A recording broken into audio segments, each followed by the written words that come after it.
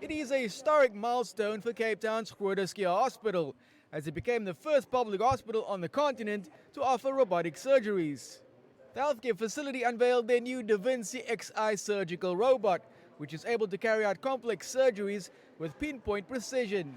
The robot provides the precision with which the operation is done. The surgeon still controls the instruments, so the surgeon is able to manipulate the instruments, but there is a lot more precision with the robot. There's less blood loss. The operation itself, because it's just a small incision that is made, is non-invasive, and therefore the patient's recovery time is a lot faster afterwards with fewer post-operative complications.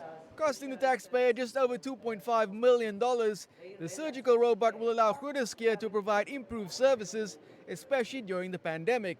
Patients will have a shorter length of stay in hospital, they'll have better outcomes from their surgical services, and in fact this system can in fact allow us to treat patients with urological problems, but also extend it to patients with colorectal problems, with thoracic problems, as well as gynecological problems. So all patients in those categories will in fact benefit from this service.